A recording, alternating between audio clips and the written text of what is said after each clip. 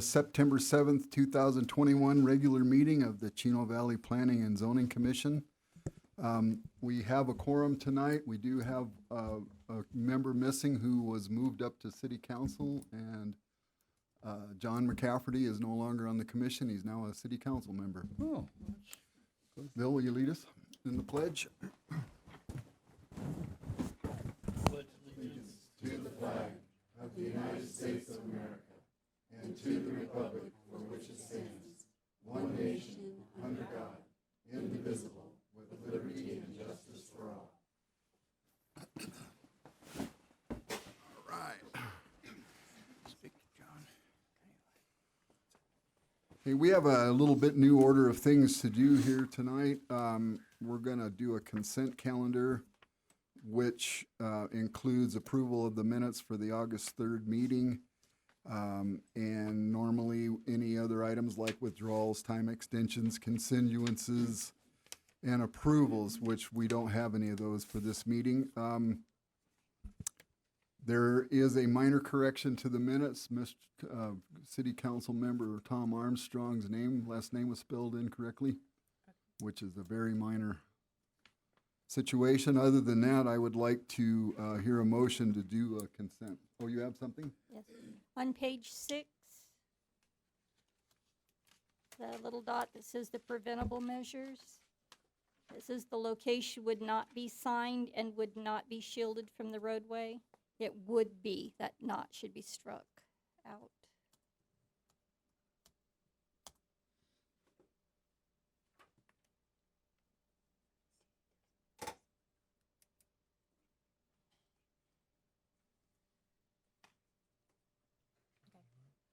Okay, any other things?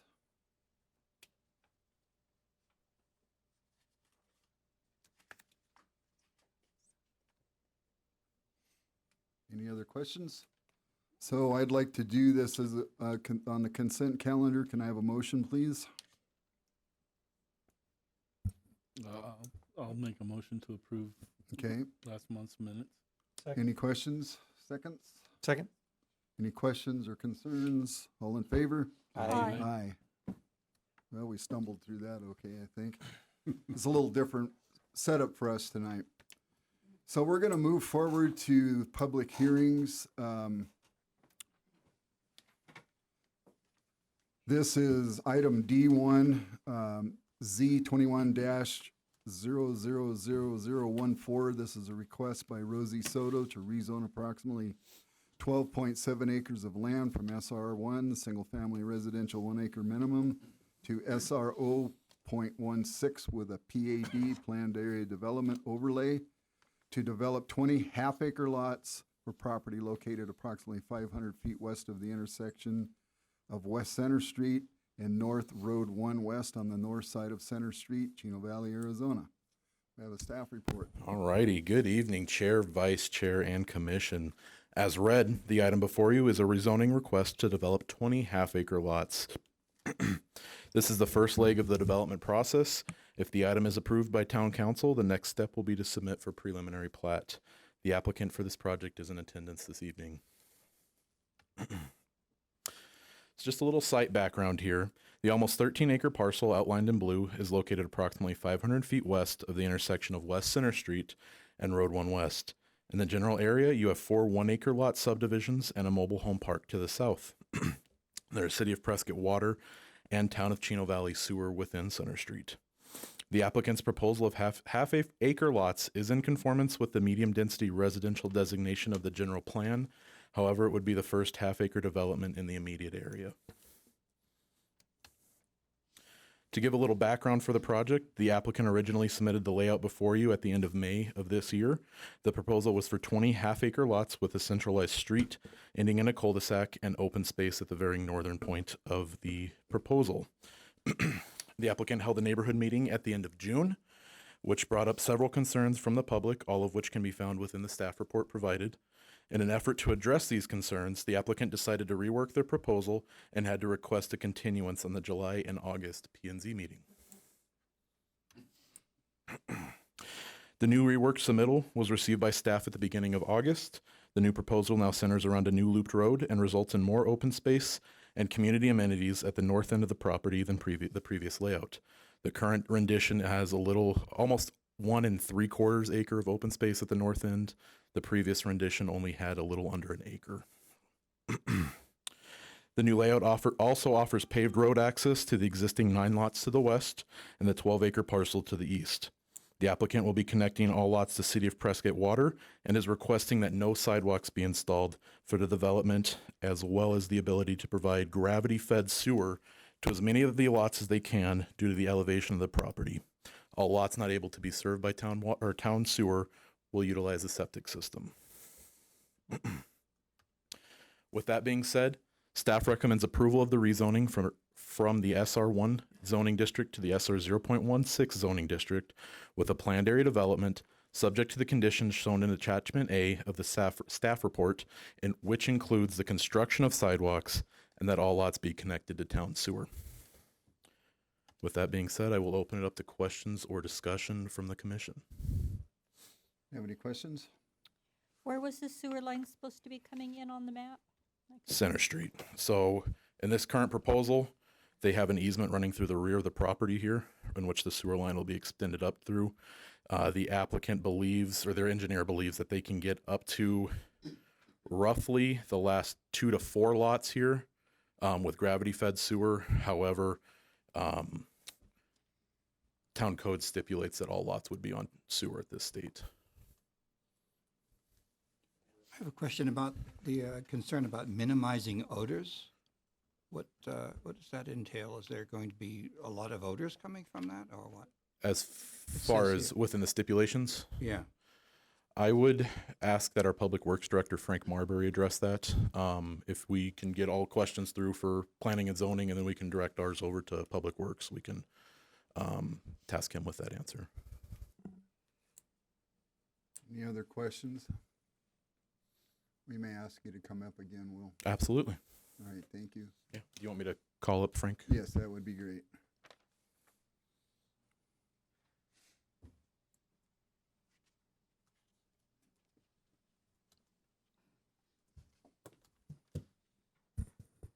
Evening, Mr. Chair and members of the commission. This subdivision, we've gone through some iterations of it, and due to the fact that Chino Valley is much like, I always say, it's like the Nile River in Egypt. Most of our water flows from south to north. Mm-hmm. So not all of this subdivision can gravity feed because the sewer main is to the south. So you're fighting the natural fall of the land. There are a few lots to be determined that won't be able to gravity feed. The two options there are to put in septic systems. It does meet county code on that, or our code, if you're within 300 feet, you're supposed to connect to the sewer, and our code does allow for the low pressure sewer systems. We currently only have one residence in town on a low pressure sewer system. They are mechanical, so they're prone to mechanical issues. That's something to be concerned about with those. But you're weighing that against the environmental effects of septic systems. So recommendation here is to put everything on sewer that we can, and that's just my recommendation as town engineer. The other recommendation is on the sidewalks. When you start getting half-acre lots this size with 24 foot of pavement, I'm just going to start recommending sidewalks on at least one side for that density. Okay, so could you maybe educate us on a low-pressure Uh, system? You typically, if you've ever had a basement with a sump pump, it works similar to that. You have a grinder pump and a small diameter, 2-inch or less line that has some flapper valves to keep it from flowing downhill, and the pumps actually physically push the water uphill. So when it gets into that main line from the different property lines, it'll always have some sort of water in it. Okay, so the low-pressure system would allow all of the lots to be on the sewer system, am I correct? Correct, and it would dump into a manhole, the farthest manhole that can gravity feed. Okay. And what do you think the expense is compared to a septic system? Or the low pressure system? I haven't priced them out. I assume it would be similar because septic systems and gravity systems are similar. You'd be looking at a pump, a few $1,000s, and then the piping. This might be a question for Will, but did they originally intend to have an HOA for this project? Yes, they will have a limited HOA for the project. Regardless of the sewage situation? Correct, So yes. if they had an HOA, the HOA could maintain and install the pump system. Well, these would be individual pumps. If you wanted to do a lift station, you're looking at $250,000 or so. Right, for the low pressure systems, traditionally, they're maintained by the homeowner. Right, until they get out into the easement, and then the town would maintain that line. Right, but the pump and all of that is actually at the residence. Yeah, and you would have backflow prevention valves at the property line or the easement line there. And then the result of a pump failure? Is you do not pump. So. So you rate- better Well, it's fix got- it. It's got backflow, so what? It just backs up. Well, okay, so I'm kind of misleading everybody. I know some of this stuff, so that's, but I'm asking you to educate the audience. Those grinder pumps we install them relatively frequently, and they're pretty maintenance free. If the thing doesn't work, yeah, it can overflow, but you would know right away if there was an issue. The city sewer won't flow back into it because there'll be a backflow preventer out in the front yard. So. Right. The backflow valve is a special valve that prevents the sewer main from flowing backwards into the property. Water systems have those on commercial properties too, to prevent contamination. So if your pump fails, it would just be that house would need to call a plumber. Like I said, in the areas where you have basements, sometimes you put those in when you have restroom facilities and basements, and your sewer main is higher than your basement floor. And then overall, staff's recommendation is to go that route? That would be our recommendation, to get people on sewer. It's a close call, I will admit. So I wanted to present the facts to the commission and let the commission make the decision. But as town engineer, I would make the recommendation that it's probably better to get lots this size on sewer if we got it there. All right, go ahead. The requirement for fire plugs. I've heard that several of the ones around town that are on Prescott Water do not have the adequate pressure. Would this area have the adequate pressure to maintain a fire hydrant? Right, we are looking at our code to see where that falls in line with City of Prescott Water, and to make sure if a new subdivision comes in that it has adequate fire flow for fire prevention. Typically what they've done in the past in areas like Molly Ray is served by City of Prescott Water, they use sprinkler systems in the houses to alleviate the need for fire hydrants in the roadways. So are you recommending that? Is that an Because option I did here? see something in there where fire flow was required, I thought. Yeah. Will, do we have that? Per minute? For 1,000 2 gallons per minute, but I think the city of Prescott generally doesn't provide fire suppression water. No, they don't have the pressure to maintain it and maintain your house water.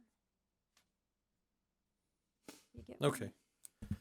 Right there, that's the stipulation I was talking about in the UDO. So in the past, this stipulation, this code has not been enforced, but the code is there of 5.4 G7. So So sprinklers is an option. that's been done in the past. But So- that would come later with preliminary plat. We'd look for a recommendation from planning and zoning and council as far as that goes, as far as stipulations. So if they can't meet the fire flow, which is what it sounds like is gonna happen, we can put a stipulation that each house has to have fire sprinklers in it, Right. Rather than this, rather What's than in- meeting the fire flow through what's in the fire code, but hydrants. I just Either. want to point out what is in the code that was passed by council. Right, So, to go ahead and okay this, knowing that it's not gonna work, doesn't sound like a real good way to do things. so Okay? Any unless other they can questions? design it to, they may be able to design it to maintain that 1,000 gallons a minute with 20 PSI. So, Well, we're not gonna know that. That's something the city of Prescott's gonna have to provide information. or their engineer with boosters and tanks or something, or if the lines are of adequate size. So we can do a stipulation that said it has to meet this requirement, and if it does not meet the requirement, then we're going to stipulate that fire sprinklers would be required for all the residences on this property. Right. That would be your discretion, or CAFMA also has allowed that in the past. And does that meet code? That meets fire code. Does it meet town code? Well, when you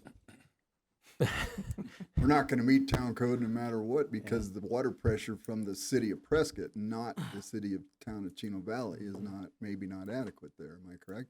right, or various other water companies may. It's yet to be determined. Okay. Any So- other questions? Thank you, Frank. That was good. All right. Sorry, it's not a more clear answer, but I just wanted to point out that this is what is in the UDO, even though other subdivisions have done something different. Right. And these other subdivisions that have done, there are subdivisions in town that have gone the fire sprinkler route. Right. Molly Ray's right across the street almost from this one. So if CAFMA did it there, more than likely CAFMA's gonna do it So, for this one. Not speaking for them, but just going off past experience. okay. Thank you. Thank you. Okay, so the next step forward is the applicant who is here tonight. If you would like to step up and convince us, that'd be great. Hi. What would you like me to begin Would you with? please state your name for the Oh, record? Rosie Soto. Hi, Marie. Hi. So just kind of give us a rundown. I know the first meeting, you had lots of comments, and it seems like you've tried to address most of those. Yeah. Could you kind of go through that process a bit?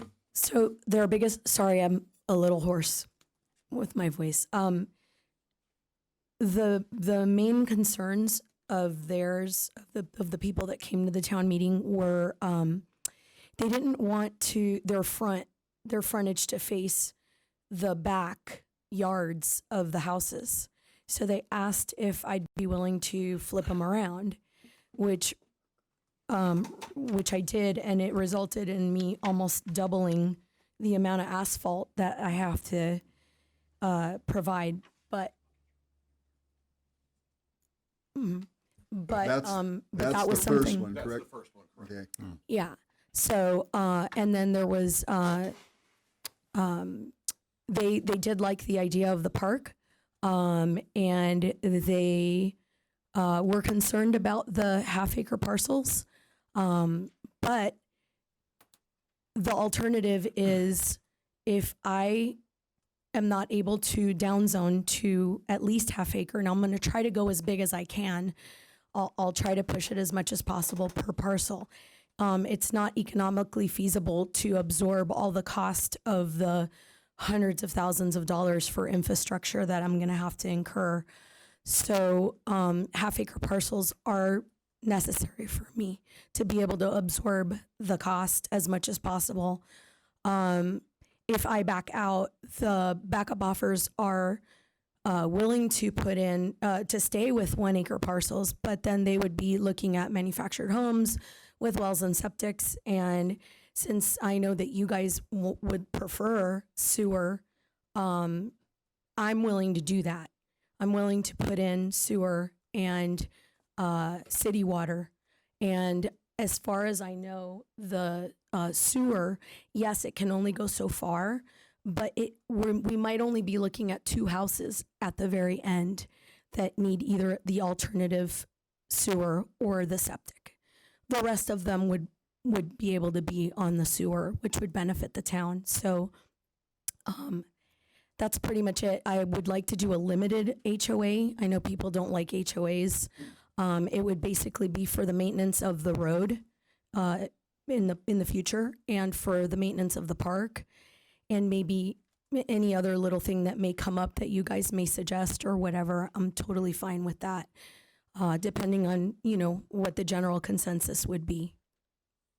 That would be preferred. All right, thank you. Any questions for the owner? All right, we may ask you to come back up in a little bit. Okay. Thank you. Is it okay if my contractor comes up and addresses some Absolutely. stuff? Thank you so much. This is Toby Butterworth. Hi, my name's Toby Butterworth. I just want to address a couple things with the sewer that Frank and Will were talking about. It is going to be tight, and yes, they are going off of the existing topographical map, which in my experience, almost every time these topographical maps are old and they're outdated. And I went out there with a laser, and it is really close to where we may be able to get all these properties on the sewer if the town allows us a 0.33% fall rate, which Mike Lopez said is pretty standard, but he said Town of Chino may ask for a 0.5% fall rate. The difference is the fall with a 0.33% is approximately 41 inches that will require, plus sewer depth and all that. And from the as-built plans for the sewer on Center Street, it's showing 8 feet, 8.5 feet, but from my experience, again, that's not always correct. So on the fly, we will know. I mean, we may, and I prefer to put these on sewer all day long, but if that sewer line is 8.5, 9 feet, and I can raise those north pads a foot or two, we may be able to get the fall we need. I'm assuming we can get a 0.33% fall rate approved by the town. So we don't have to do the grinder pumps, because here's what I deal with grinder pumps all the time is Talking Rock. I work in Talking Rock all the time, and when the power goes out and you got a family of 4 or 5 and you got some teenage daughters taking showers and toilets and other things that go on, there's overflow every time. And now we've got homeowners calling me, suing me because their sewer system doesn't work. Obviously that can be done with disclosures, but doesn't stop people from filing lawsuits. So there is some hope other than the grinder pumps and the alternate sewer. If we can raise the houses on the north side, the pads a bit, and if that sewer line on Center is 8.5 to 9 feet deep, we'll probably be able to pull this off. Because from the topo lines that I'm looking at on this map, they're not accurate. And almost everything I excavate, when I look at an engineer's, if they don't get a current survey, then they're almost always wrong, which we haven't spent the money on a current survey because we haven't gotten through this whole process. Right. Okay. So I just wanted to add that in there. Thank you. Thank you. Okay, so the next portion of the meeting is public comments. We've got a fair amount of people in here, so everybody's gonna get 3 minutes to speak. The first and foremost thing is everybody will be polite. If got 3 people that said the same thing before you, maybe just come up, state your name, and said, I agree with what these other folks said, and then leave it at that. We do hear that, and we do understand. You're just because you didn't stand up there and talk for 5 minutes about this thing that other people have talked about doesn't mean we don't hear you and that your opinion isn't being taken note of. So at this, we're going to have a timer up. Dee Dee, can we do that? Otherwise, I got to use this thing here.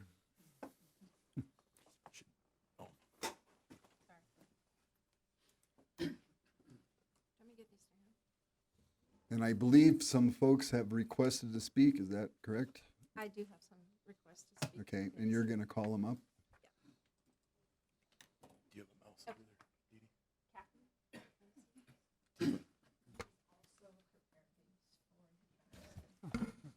Can you please just state your name?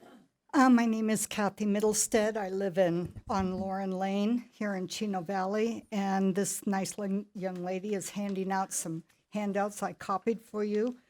I'm opposed to this project. This is the second project of this nature, and I suspect it won't be the last.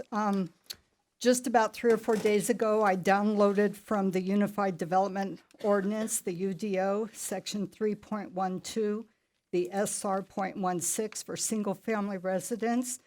The purpose of this zone, the purpose of this district is to allow for the regulation, development, and redevelopment of existing 7,000 square foot residential lots. It is not the intention of the town to create any new SR.16 zoned property. That's directly from your UDO. When I looked at some of your zoning, the purpose of the SR1 zones, which seems to be one people want to eat up anymore, the district is intended to promote and preserve medium-density single-family residential development. Regulations and property development standards are designed to protect the single-family residential character of the district and to prohibit all incompatible activities. I do not believe this project nor the other one, to my knowledge, that was brought before you is in compliance with your UDO. I don't believe either one of these are in compliance with your general plan. On the big fat one, the second page to the last is your map of the general plan. This whole area is in the medium density. When I looked at your zones, you've got a copy of the sheet on, I think it's the last page of all the zones in Chino Valley. I did not see any zones that were anything less than 1 acre for single family. So I'm a little confused as to how you identify a 0.16 as medium density. I believe it's a high density. I don't believe it's in the same character as the SR1 zones. I believe you're destroying some of the SR1 zones. I believe this project is just one of the 3 of these lots that's going to go in this development. A couple of my neighbors are going to be speaking on the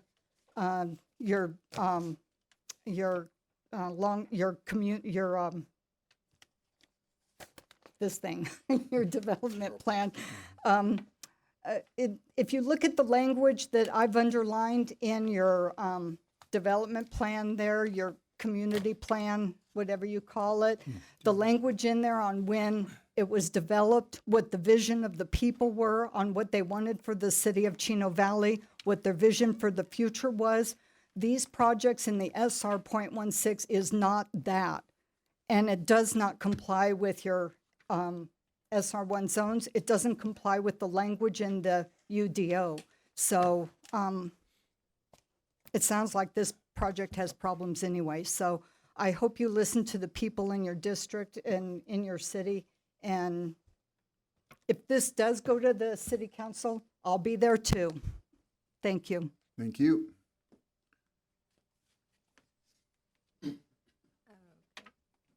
Floyd and Celia Dugan.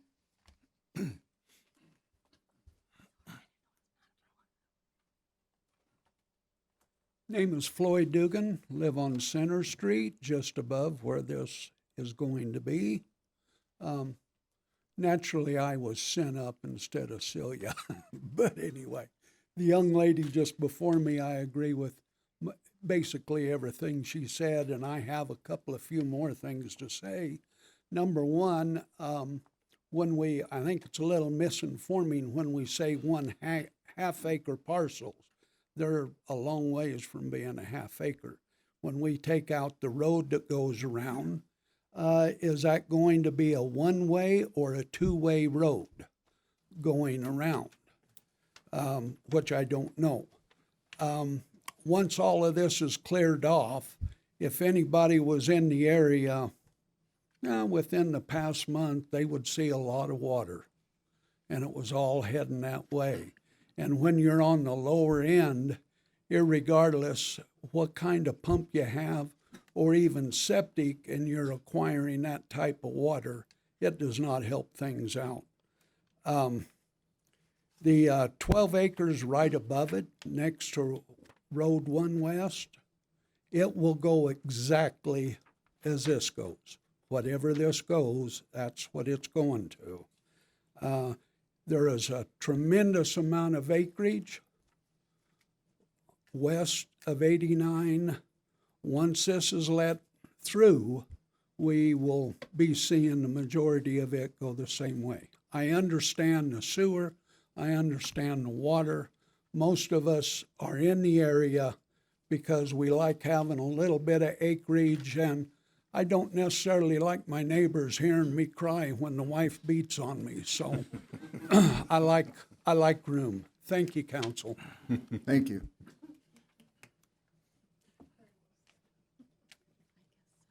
Alex Harris.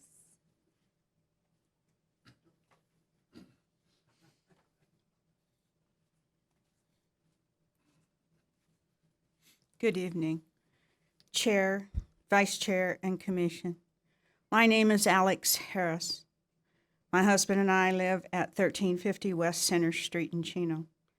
We moved here in 2013 from Prescott. Since we've moved here, we've had to drill a new well because the water level is dropping, and because of the new homes with new wells, and also sending our water elsewhere. Since we've moved here, we've seen an increase in traffic on Center Street. Next door to us, 4 new lots were created using an easement that no one maintains, and the weeds are a good 5 foot tall. East from where we live, 5 new houses just went in. This proposal that you're looking at, of the first 20, and then the additional 20 new houses, will create a drain on the substructure for water, increased traffic, increased school issues, among other things. Chino is growing fast, too fast, without a sufficient plan in place to accommodate the growth and allocate for the infrastructure necessary to provide for traffic, schools, groceries, electric, gas, and roads and streets. I recognize that growth happens.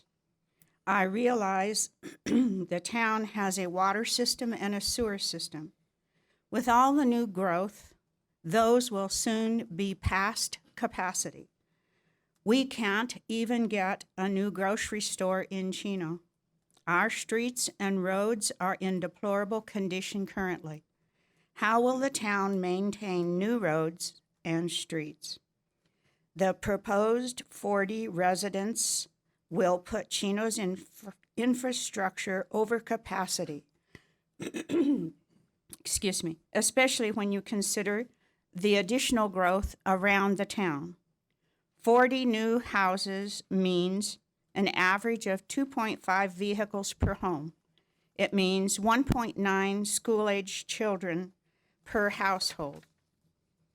Yes, 40 new homes might add to the tax base that is already too high at 10.4%, but it also means stretching the resources that apparently are stretched too thin for Chino to maintain what exists now. It might mean adding money to Chino's budget, but at what cost to those living here now? Will our roads and streets be better maintained when they aren't even maintained now? Will it mean more schools for the new 80-plus students projected to be added just from these 40 houses.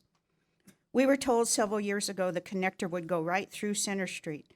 That means additional traffic on Center Street. Currently, the construction crews use Center as a major freeway, driving far in excess of the speed limit to get to their construction sites. Planned growth is not a concept of the past.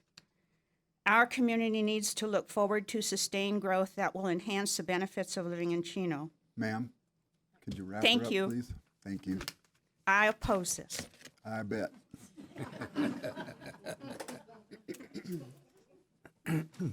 Sandra Tudaben. Thank you very much. Hello, my name is Sandra Tutabeni. I too, like Kathy, live on Lauren Lane, which is part of Mesa View South. And just as a small update, those also have sprinklers because we don't have the water pressure. I agree with everything that everyone has said. The only thing I can add comment to is the original zoning of the property.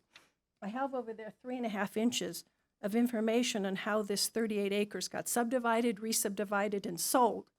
But we'll stick to the veiled concern threat that was just given to us earlier, that if they can't put in their 20 homes, my gosh, the buyer, mind you, it's contingency, it's up for sale. You can get it, anybody, $330,000 for that property for the new buyer, and the one next door is up for sale too, the other 12 acres.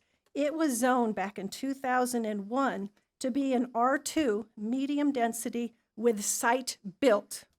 So I don't take kindly to being threatened that it'll be 1 acre mobile homes. So I do not approve of this planned development. I think it's wrong for our town. Thank you.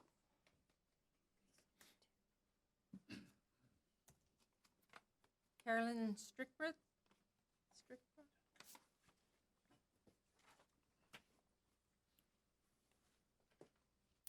My name is Carolyn Strickroth. I live on Grove Lane in Chino. I do drive by this property every single day. I am opposed to this. I think we need development, yes, but we need wise development. And I agree with everything else that's been said. Thank you. Thank you.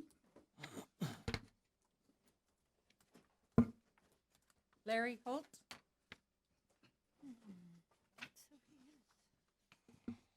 Good evening, Commission.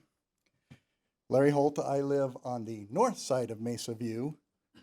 And yes, Sandy is right, we do have sprinklers and we have fire hydrants. God help us if we have a yard fire, because that sprinkler's not gonna do any good and the hydrant's gonna go dry. But y'all can deal with that in this project if you get it. The area between 1 North and Center Street to the west of Road 1 West provides semi-rural setting. I moved there because I wanted a neighborhood that I could still see people riding horses up and down the street on. I wanted to have a little buffer between the neighbors, and we purchased in that area for that reason.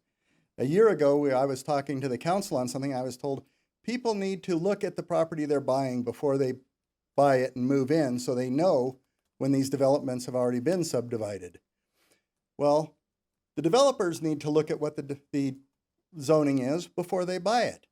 Why should the zoners desire to make it higher density override my desire to stay in the home I built? My home was zoned that way. That's why I bought it that way. That's why I live there. Farming heritage, recreational, environmental assets, and its small town atmosphere. A desire to protect the small town attributes that have attracted new residents to the community. A focus on retaining a family-centric outlook, and a desire for growth that will cement the town's economic viability and sustainability. You all know it. You should know it by heart. That is from the town's mission statement and from their general plan. 5 years ago, you could go into the very area where they're looking to develop and you'd see pronghorn grazing. You don't see them anymore. We don't see coyotes in the neighborhood anymore. The only thing we have left is the skunks. And no offense to the developers, but I kind of feel the same way when they come in and want to keep splitting our lands up, you know. We just don't have it there anymore. We bought that way for a reason. When we talk about opportunities for growth and housing, we have Bright Star that's already getting ready to expand again, so the smaller half-acre homes are there. They don't need to be in here. This is 1 acre minimum, and it's 1 acre minimum for a reason. And I'll agree with Ms. Tutabene is that, you know, having somebody come up and say, well, if I don't get it my way, you're going to get modulars in there, that's not, you know, taken lightly by people around here. You know, when you come in and threaten us with things, you're going to have, you know, we're going to put wells in, we're going to put septic, and we're going to put modulars. There's a lot of profit to be made on 1 acre homes. There's every home in our neighborhood that comes up for sale is snatched up within a week, and they're all paying cash on them. So you're not going to tell me you can't sell 1 acre. You can sell those 1 acres. You just double your money if you do two on an acre. So I ask you all to deny this request before you send it to the council. Thank you. Thank you, sir. Tanya Hebel.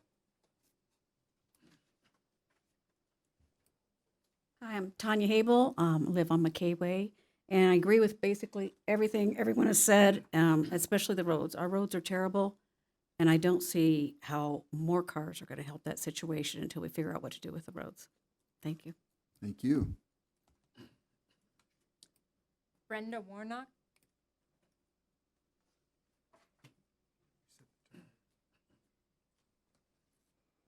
Good evening. My name's Brenda Warnock.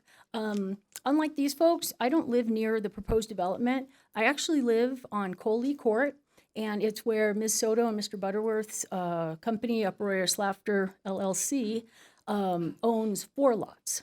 2 of them, they just newly acquired, I think maybe in January, and the others they've had for about 2 years. They're full of 3-foot weeds, except for there's one spot where I think last week or the week before they brought in like a tractor and like mushed them down, didn't like cut them, didn't spray them. We have problems with tumbleweeds all the time coming from that property. They've had open areas with the septic for over a year where you can see the top of the septic tanks. Well, you used to be able to. We don't see any permit posted there. Ms. Soto assured us that within the next 8 or 9 months, all 4 houses would be built. So yeah, there's that. We also, on our road, if you'd like to go to Coley Court, it's pavement, it's asphalt, and then it's dirt, and then it's asphalt. Because Ms. Soto asked all of us to pay, I think it was between $3,000 and $4,000 per house to pave. And this was at 3:30 on a Friday. And Monday morning, her construction crew was there beginning work the following Monday morning. I asked if there were any bids. I asked if anybody had, I'm sorry? We're kind of getting off the subject of the subdivision that we're Okay, talking so about. let me wrap it all up then for you. I have absolutely no confidence in these folks to do that subdivision correctly. I don't think they're here in our best interest. I'd also like to point out that with some research, Broyer's Laughter is one LLC. It's a very convoluted thing here. They're out of Wyoming for tax purposes, I'm guessing, but you'd have to ask them. And if you peel back the layers, Mr. Butterworth is a realtor. He's associated with 12 different companies, from what I understand, ranging from mortgage groups to firearms to wildlife. He's a listing agent for DPR Realty. His broker is Dominion Real Estate Partners, which at their website is investment syndication. Sorry. You're straying quite out into left I don't field. feel like I am, sir. Respectfully, aside from all of the town code and everything else, these folks are real estate developers. They don't care about our community. Whatever they're doing is not for the long haul. So I just wanted to, I was giving all of that to you as an explanation as to why I feel this way, because those are all facts. It's not how I feel. Those are facts. So I thank you for the opportunity to address this. And like all these other folks, I oppose. Thank you. That's all the cards I have. I don't know if I got them from everyone, so. Okay, so if anybody else would like to speak, you're gonna have to raise your hand and fill out a card so we know how to spell your name. And then I'll allow you to speak. Sir? Yes, I've already filled out a card. Sir, you came up and spoke earlier. I did. I have a couple other Sir, we'll have to see because normally when you come up and speak, you get one shot. I'll give you one shot then, other than the wife beating on me. Sir. And that is the, Sir. You already came up and spoke. We have other people to speak. If we get done listening to them, okay. I may ask I'm you to come sorry. back up again. Excuse me, I'm sorry. That's all right. Thank you. I appreciate your courtesy. Anybody else like to come up and speak? All right. So now that everybody else had their say, seeing how you spoke for the wife the first time, I'll let you speak for yourself this time. No, I don't want to speak. You can keep for me. it short, though. Number one, I did hear a couple of references on the trailer park south of Center Street. That trailer park has been there for many a years and probably quite an attribute to Chino Valley when it was first put in. But, you know, that's sort of hedging things. Other than that, I am opposed to this. Thank you. Sorry about that. Thank you. All right, anybody else like to come up and speak? All right, so I'm going to close the public portion of the meeting and would like to ask first town staff to come up because we do have some questions I'd like to get some clarification for. And then Frank will probably have you speak on the drainage issues and Will on infrastructure. If you'll go first, please.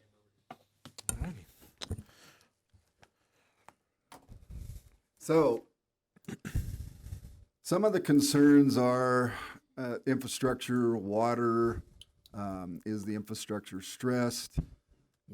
That we don't meet the UDO, that you know, people want grocery stores and things like that. Can you maybe kind of address some of those questions? So yeah, anything infrastructure-wise, I'm going to kick on over to Frank. Anything water capacity, sewer capacity, that's his wheelhouse. I can kind of talk a little bit more on what Ms. Tutabeni said regarding the prior zoning on this parcel. It was rezoned back in the early 2000s under the old zoning district, or under the old zoning code, to an R2 with the site-built overlay.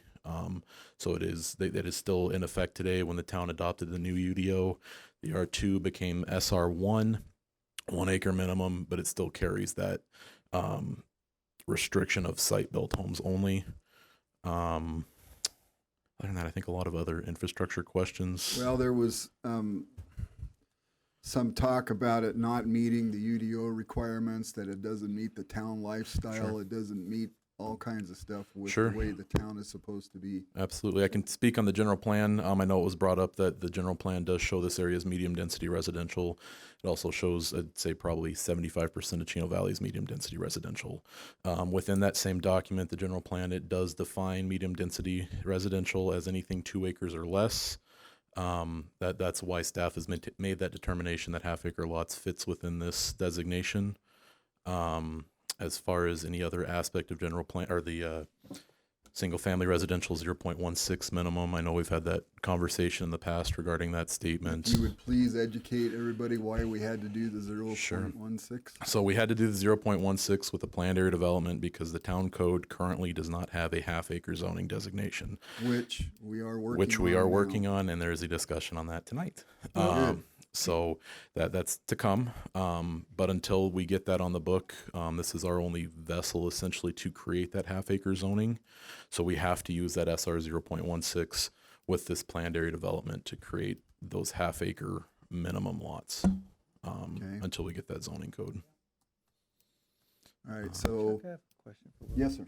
Well, can you explain, so with the .016, with the PAD overlay, we approve it, council approves it, it gets rezoned to the .016, but it has a PAD overlay. Correct. If this project doesn't go through, what happens to the zoning? It sits there in perpetuity. That's the way Arizona does property entitlements and property law. Correct, but the PAD doesn't go away. PAD does not go away. So they That runs can't with them. build anything less than a half acre Correct. on that lot. Without- Unless it went before planning and zoning again. Exactly, just through the same process that we're going through today.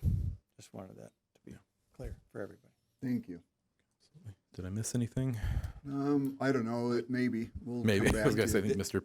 This is for 20 lots, not 40? Correct. This is 20 lots. 'Cause This I heard comments about 40 lots, and I thought we were correct. just looking at The proposal before you is a rezoning on roughly 13 acres to develop 20 half-acre lots. Thank you. Okay. Frank, could you address water issues, infrastructure being stressed? How do we pay for infrastructure if we don't sell lots and have people move in and bring children and traffic and hopefully get a second grocery store? Well, I won't address the grocery store. That's not in my area, other than I hope we can provide water and sewer to retail development that size. But as far as the water goes, this area is served by City of Prescott Water. Whatever agreements they may have with City of Prescott is up to the City of Prescott. I'm not sure. Some of the lots in this area are old Chino Valley Irrigation District lots, to where when back in the 90s, the City of Prescott bought Watson and Willow Lake from the Irrigation District. And in that agreement with many areas of land around town, the agreement was to serve those areas with enough water for at least one home per acre. Now, if they provide more than that, they're a water provider just like the town is, and they can provide water to this area. So that's up to the City of Prescott as far as them providing water. I will say that providing municipal water environmentally is, in my opinion, better conservation than a unmetered exempt well. Both are legal. I'm not trying to debate the values between one or the other. I will say when you go on a meter, there's a natural conservation because of the tiered rate structure. Either way, no matter what the lot size here, they could be served by City of Prescott Water, though. I don't know that that's a question. The sewer is within 300 feet of the property line of the subdivision, so no matter the lot size, it should have sewer on it per the code.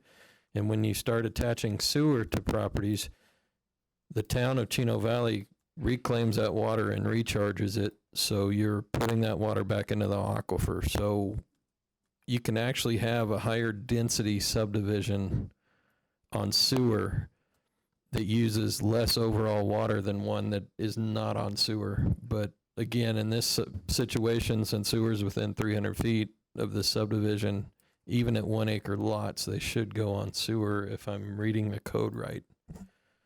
We'd probably want to delve into that just to make sure. One thing that was brought up by the developer's contractor is the topo survey not being up to date, and the possibility of raising the back pieces of property up enough to get enough fall to the sewer, as that would all be set up by the civil engineer that designed the project. Right, and I don't know that he said anything here that was incorrect in my mind. So 0.33 drop is sufficient for the town of Chino Valley? We'd want to look at it close, but we have allowed that flat before. It's allowed by the state, so we would be prone to allow it here, especially to avoid the pitfalls of grinder pumps and pressurized sewer, because I think he was pretty well spoken with some of the pitfalls of those type of systems, which is, like I said, it's a close call between the conundrum of septic systems or pressurized sewer systems. That's why it's such a close call. So I'm not a sewer expert at all, but I do build buildings, and the yard lines can have a 1/4 inch per foot fall, which would be a 0.25. Am I correct? I would have to, 1/4 inch per foot is 2%. Okay, so correct me if I did my math wrong, but the yard lines going from the house to the sewer system can be a fairly flat yard line. Am I correct? Well, 2% is a good bit steeper than 0.33%. Okay, so we're held to a 1/4 inch per foot, which is a pretty good fall. right? So the sewer system can operate with a Much less- flatter. right, because It's then much even flatter though than it's the under laterals. pressure, water seeks its own level, so it will always flow. Right, down. and the main lines are usually 8-inch diameter or larger for the town to clean out. You've got manholes every 500 feet or so, and the rigid PVC pipe is much slicker sometimes and put in a lot flatter. Some of those 4-inch laterals aren't always, the control on them is you can have bellies in them and little waves when you're putting them in a yard line, whereas the sewer system, it's much more controlled with how they bed it and construct it. And when you, especially at a .33, we'd be watching that like hawks to make sure, because that's darn near flat, but you want enough velocity in that water to flush the solid material out of there. And that .33, even if it's a little bit flat, is still an adequate flow. It's still adequate. Like I said, I think it's Engineer Bulletin 11 from the state ADEQ that may allow that. So I've designed it before personally. Okay. It's not ideal, but when it's might be better than putting someone on a grinder pump. Correct. Or not getting the recharge value by making them put it on a septic. Right. And also in this case, the other thing to look at is, I hate to be my own argument against myself, but if you're only looking at a couple lots at 12 acres, we've got a lot of areas around town that have a septic system per acre. Correct. A lot more than that. So There would really be nothing to prevent the developer from bringing in more fill dirt to raise those couple pads even higher, correct? as long as the drainage works, because you have to maintain the historic drainage Can't block patterns water. on Inlet that. and outlet have to be at their historic location. Right, the water coming in, they have to accept, and the water leaving has to be at that historic rate. They can play with it inside the property line before they divide it. And So if they had the proper drainage for those few lots, it wouldn't Right. be an issue. that's what you pay the engineers for. And that would all be done through a civil engineer for the developer, plus being checked through the process through the town services for the building department and engineering and that sort of business. Right, the drainage would be reviewed by the town, and the sewer and water systems would not only be reviewed by the town, because it's going in the town, but it's also reviewed by the state.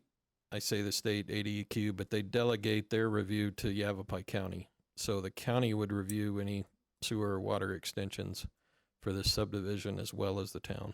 Which they have jurisdiction over the septic systems anyways. Correct. Okay. Any other questions? I have a question about the attached. You have to speak into your Oh, microphone sorry. there, Yes. Commissioner. I have a Somerville. question about the attached RV garage. Is that in addition, is that going to be included in the size of the house that's built on the lot? Or is that going to be separate or what? I'll let the applicant discuss that. We have a moment coming up here for kind of a closing argument from the applicant, and you're more than welcome to ask that question of her. So one, and I'm not sure which one is the best one for this question that came up about the half-acre parcels and the road right-of-ways and how much land is left and all that business.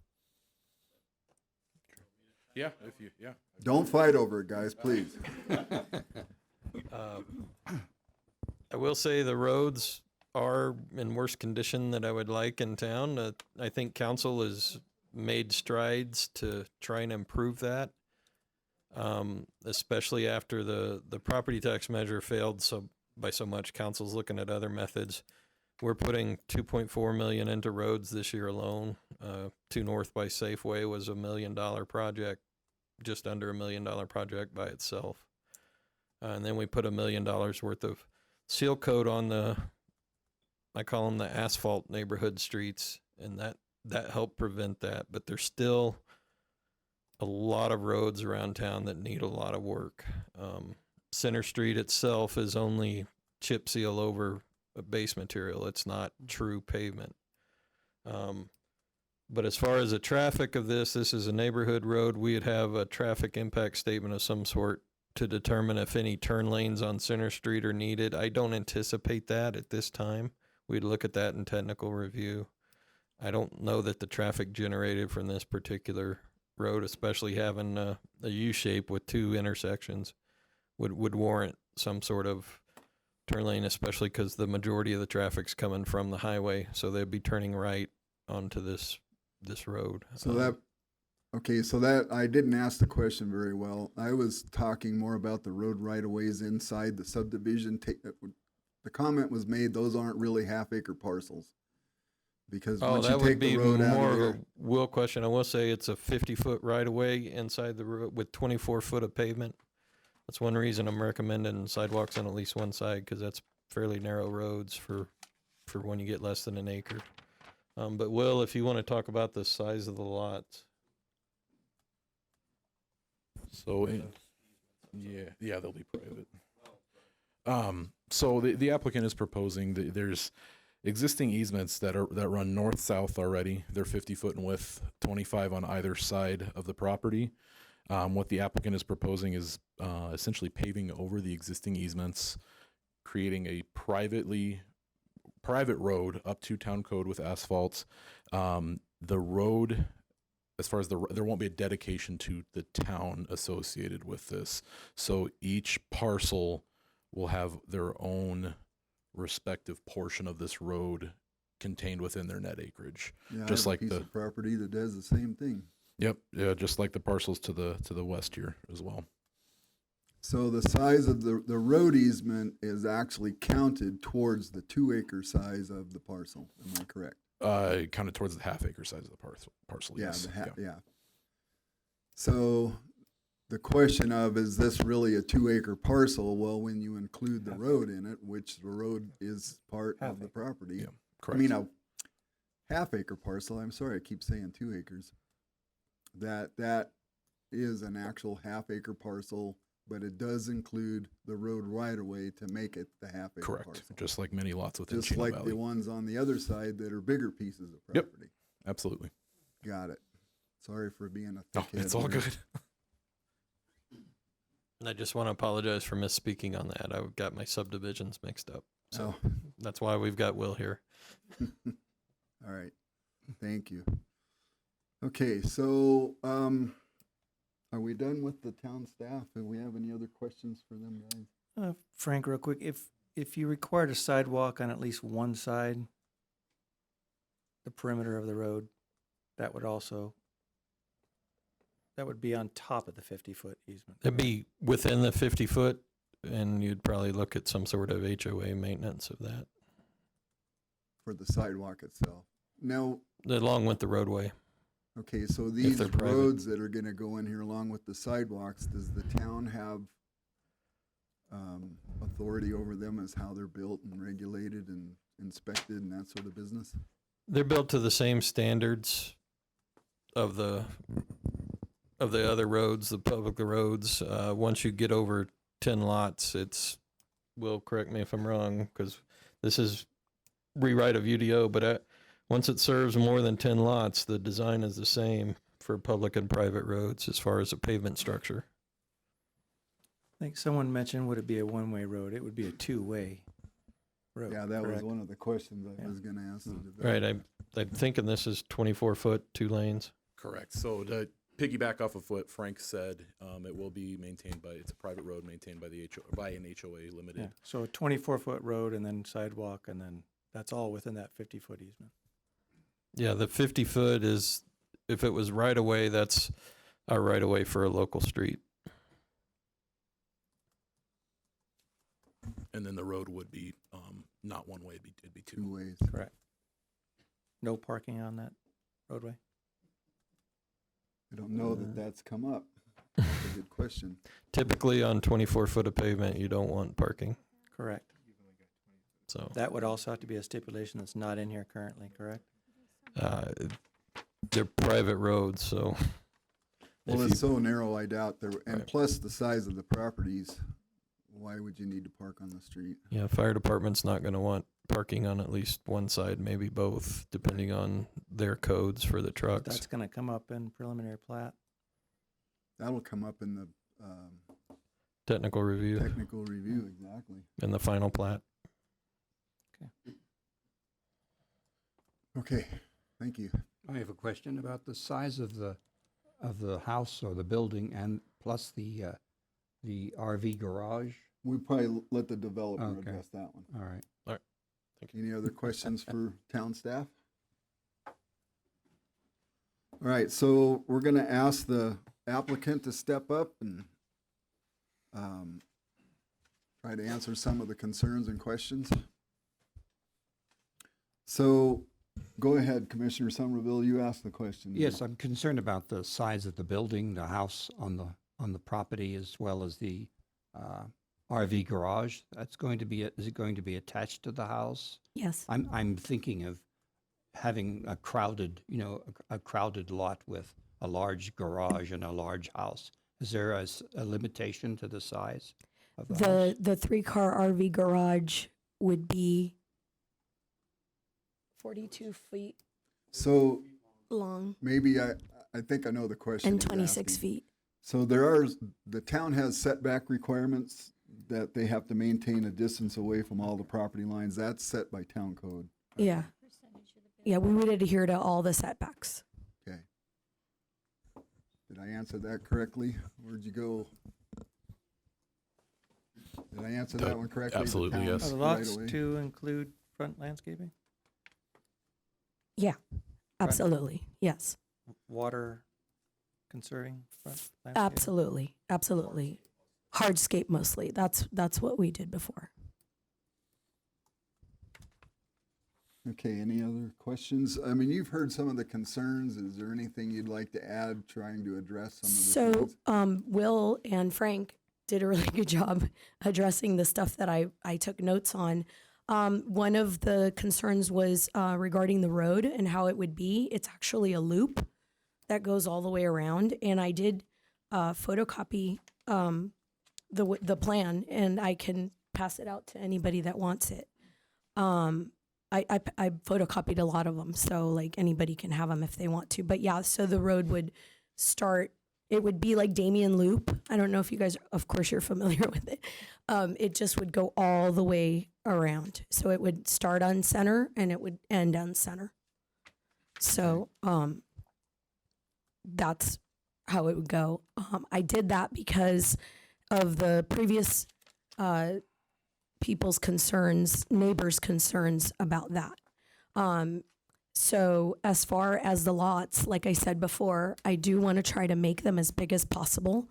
So I will adjust them as much as my civil engineer will allow so that we can make them as big as possible and still be able to provide a park and still be able to, adhere to all the setbacks and all the other requirements.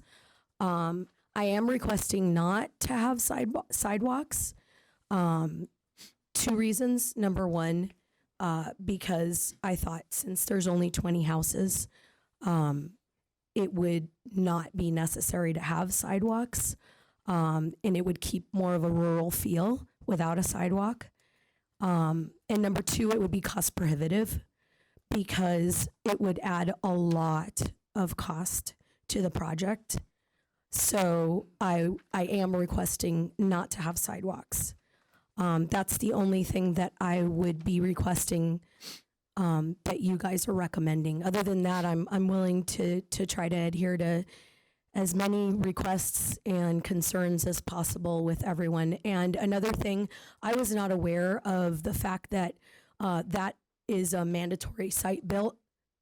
So if the backup offers that are there are expecting to be able to do manufactured and it is required that they can't, then I guess they won't buy it. So, but I didn't know that. So I'm not trying to be nefarious in any way or trying to threaten anybody in any way.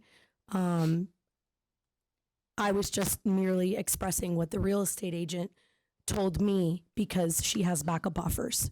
And so she let me know what they are. So that's the only reason why I expressed that. So it's not a threat. Other than that, I don't know if Will mentioned the subdivisions that have already been approved at half-acre parcels fairly nearby. And I don't know if he wants to address that or not. But, and also if you guys would be recommending or requiring for the lot to be sewer and city water at 1 acre minimums, it would definitely be cost prohibitive to do that because the infrastructure would cost a lot. So the only way to absorb it is to downzone. And that's the reason why I'm requesting to downzone. When did you talk to the city of Prescott about when these properties are only required to have water supplied to a 1 acre parcel? Yes, and I provided a letter from City of Prescott saying that they would allow additional water and that all they would need is an approval from you first and that they would be able to provide more water. And they wrote a detailed letter that I provided to you guys just in case that was a concern. Okay, so you did approach the city and they were okay I did. with that. Yep, and you guys have that letter. All right. Do you have any other questions for the applicant? Yep. Thank you, ma'am. Thank you. Frank? Thank you, Mr. Chair. On the water issue, I will just like to restate what our water resources consultant, Mark Holmes, has said in the past. When you're looking at the higher density, due to the landscaping, sometimes the higher density actually uses a lower water budget than the larger homes with a lot of turf irrigation. So that may be one thing City of Prescott's considering when they're writing their will serve letter. So, thank you. Thank you. Okay, do we have any other questions for any of the town staff or the owner? All right, so I would entertain a motion.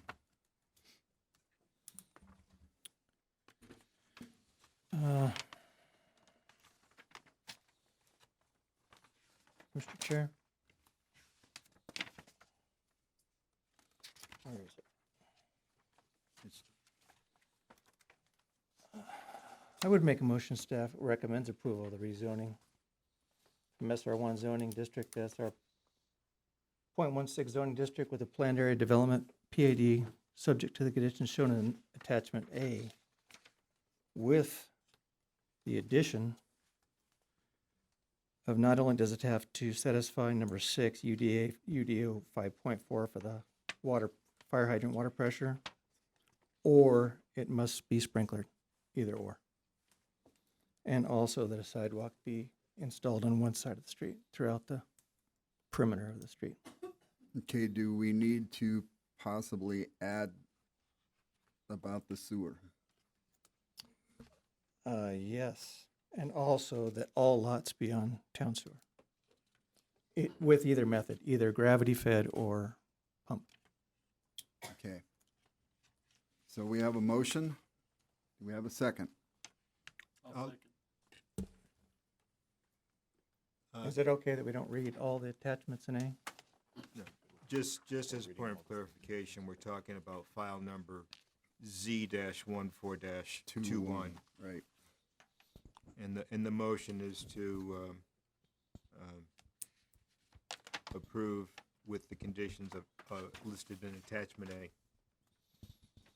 With additional stipulations. With additional stipulations. With the additional comments. And to comment on what Commissioner Schweitzer did say, that you do not have to read that. You can just make reference to the stipulations. Yeah, which I did. Okay, so we have a motion. Do we have a second? I'll second it. Okay, we have a second. I see a note here that says we cannot have a roll call vote. You can if you choose. Well, it's a tradition here. Then How's you can that? keep your tradition. That way everybody knows where we stand. So Dee Dee, could you please do a roll call vote for us? Commissioner Welker? Yes. I'm sorry. Yes. Yes. Okay, thank you. Commissioner Pasak? Aye. I'm sorry. Commissioner Meadow? Nay. I'm sorry. No. Nay, thank you. Commissioner Schweitzer? Yes. Commissioner Summerfield? No. Chair Merritt? Yes. Okay, so now after we have the vote, the nay votes are asked to explain so town council knows why they voted against the motion. Commissioner Manners? As the UDO reads on 3.12, on the town does not intend to create any more 0.16 zoning, especially west of 1 West. I agree with her also. I live in that area, so I'm concerned about the traffic on Center Street and the density of the development. If it was a smaller development, smaller amount of houses on that lot, then I would approve, but too many houses, traffic, Center Street. Okay, so the motion is carried. All right. So we're done with that item. Ladies and gentlemen, I sure appreciate all your courtesy tonight and your politeness. Thank you. So we're moving on to item E, action items, which is there is none. And then item F, information for the staff. Absolutely. Do we want to give the audience a chance to clear out first? Yeah. Okay.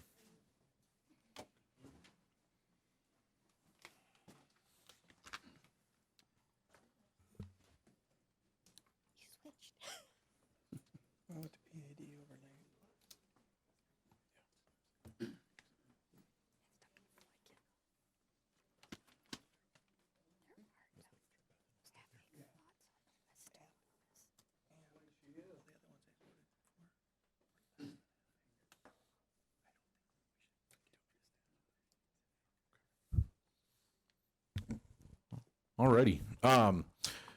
To add something here, I wanted to make an introduction for our new development services director, no longer interim, as well as our new planner. So our new director, Miss Lori Lineberry here, and then we've got our new town planner, Bethan. I am so sorry, your last name. Hang. So Bethan is joining us, recent grad from NAU. And Lori is here now full time as well. That's awesome, because I've had some dealings with that lady and I find you very sharp. Yes, I like the new format. All righty. So moving on to the next item here, the council action on prior P&Z cases. At the end of last month, the end of council, we had 3 zoning items that went before the commission and then subsequently on council.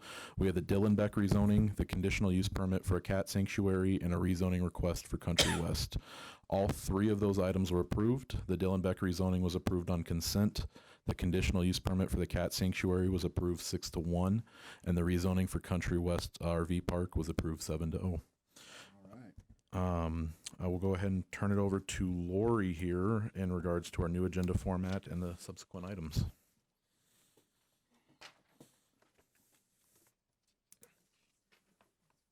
Absolutely. Okay, how do I close this guy out? Right click.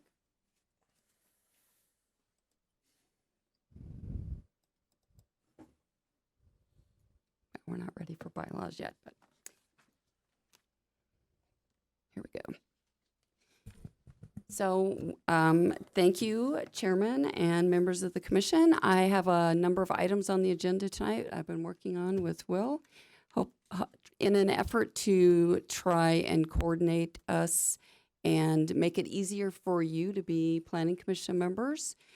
The first thing that we worked on, and I'm going to say we all the time because it's not an I situation. Everything that's done at the town is a team.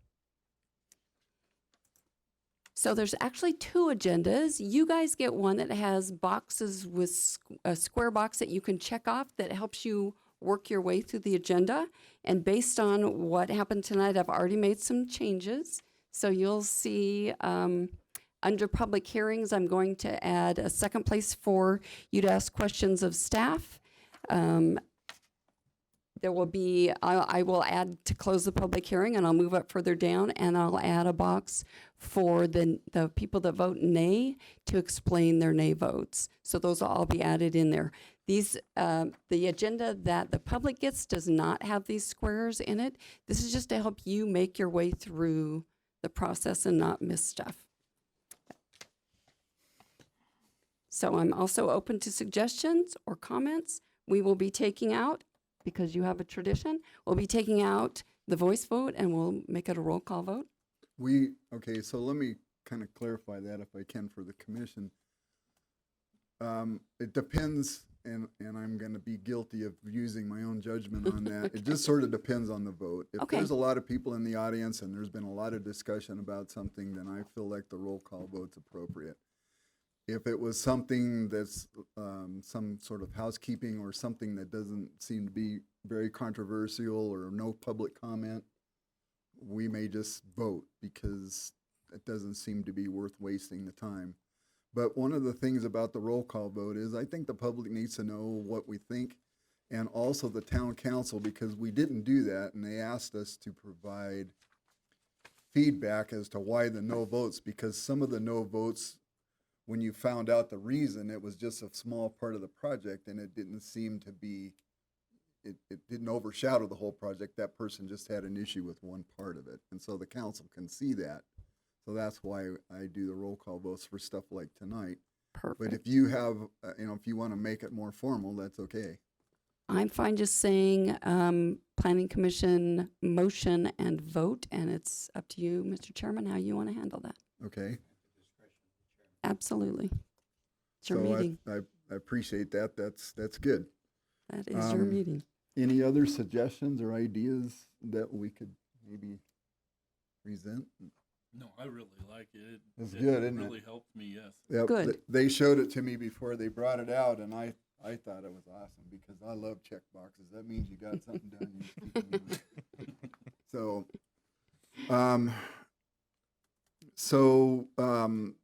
I appreciate the feedback from the town on the council, because I don't have time to keep up with all that stuff and knowing how we're doing, because if we're getting knocked down too many times, then we obviously need to make an adjustment because the council's not approving things.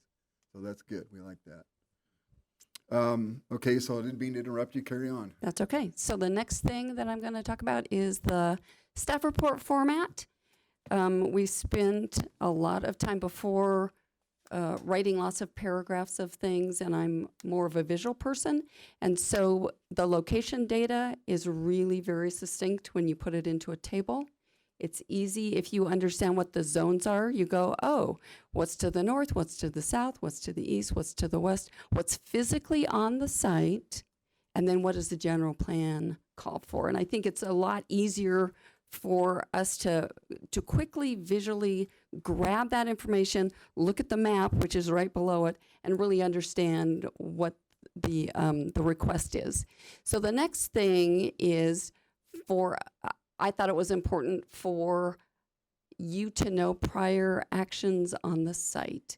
We're going to get better at this. We didn't have a lot of time to convert this case into one that used all of the formats.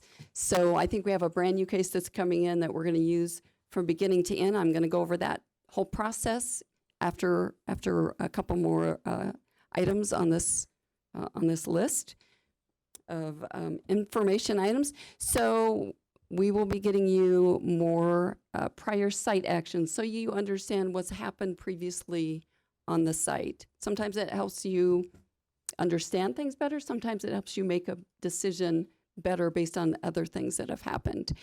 We will be providing you our recommendation, and we're doing it up front because I think it's important for you to not have to dig through pages of stuff to find out where we're at.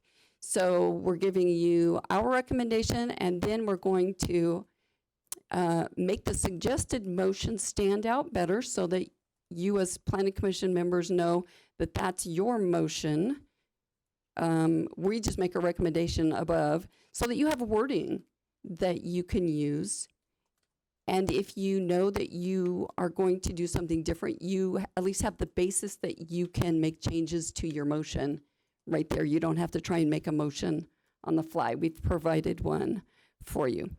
I've been in meetings where based on what's happening, it's confusing, and I've had commission members think they're voting for X and they're actually voting for Y. So voting yes doesn't always mean you're getting what they're proposing. Sometimes that means something else. And so that's why we will be adding the effect of the approval so that you understand that when you vote yes based on our recommendation or no based on our recommendation, this is what's happening. This is what you're actually doing. From there, you'll have the analysis. We'll give you background, we'll give you other information, and then, so we had a couple pages that I'm not going to show you. That's staff background information, analysis maps. We're going to let you know that what we have received for public comment. That's very important to us. It's huge. That's why you do planning, is to get public input. And so you will see what information we've received, not on this place right here where it says public comment received. That is emails, phone calls, letters that are not part of the neighborhood meeting, because we've got that in a special place in an attachment. So you'll get two different types of feedback that we get from the public in this staff report. So the next thing is the attachments. So the very first attachment is going to be the conditions of approval or stipulations, whatever you want to call them. The next attachment is the neighborhood meeting comments. Okay, we don't have that. So in your attachment B, you'll see that we outline what the neighborhood meeting, where it was, who was in attendance, and general comments that were made at that neighborhood meeting. It's really important that you hear what's said. And so that's our goal, is to give that to you so you don't have to be there. And so we don't have to try and remember, oh, what did they say? And then write it into paragraph form. That's dumb. That's a waste of time. If we use a format that we can fill in those pieces, then it's easier for you to find every single time. You know where to go in the staff report to find that piece. Are you going to include the names of the people? If they give them to us, a lot of times people won't want to do that. Sometimes they'll just tell us their first name. We'll put their first name. You know, I mean, the goal isn't to interrogate these people. The goal is really just to get information from folks. Yeah, good. I mean, we love it when they give us where they live, because then we can see really in relationship to this project, are they really physically impacted, or are they just a concerned citizen from the other side of town that doesn't like that this is happening in too many places in town? And I think sometimes that makes a difference in how you perceive their comments and how you decide whether it's a yes or a no on projects. So we try to get that. Many times we won't be successful. Because I've seen that in the public comments sections before with people's names on it. Correct. We do try and get that. And then we'll give you any other kinds of attachments, layouts, maps on there. And then it tells you the planner who prepared it and then that I've looked at it. So that's your staff report format. Now, the thing that we don't have, did you have staff research on this one? Not on this one. Okay, so one of the background pieces is that there's a staff research document that we will be pulling information from many sources, and it'll be a lot more tables and fill in the blanks for you. And you'll see that with our staff report that comes with our new project that starts at the beginning of the process. So in this case, it would have been like the letter from the city of Prescott about the water. Correct. So did that not make it in the staff report? I Okay, didn't see I it. apologize That for would that. have been Yeah, helpful. absolutely. Yeah. So what's happening is that I'm changing the process in the middle of processes that we're already in, and it makes it really hard for staff. So they've been real troopers. I don't have a knife in my back yet, so I feel really, not gonna. these guys are really awesome and very flexible, and they're really working hard to make this change over to the new stuff. So the next thing is our case process. So one of the things that I discovered when I got here was that we didn't really have a timeline. So we are so time-driven in this business, and you need to be able to tell an applicant when they come in, when they're going to be heard at Planning Commission. It's not something in your back pocket. It's not something, well, I'll think about it. No, it's set dates. And so this is set dates. The public does not see all of this detail. They get one that's like five blocks long. I'm showing you all the stuff that staff is doing on all of these days. This is a calendar day of 63 days. So we take in an application. So you look at the third column that says day 1.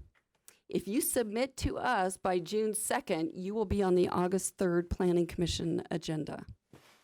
Cha-ching. There's no questions. So each step, each day, there's stuff that happens. So the second day, so we get stuff Wednesday, it could be at the very end of the day. The next day, the projects that come in are looked at and they're assigned to planners.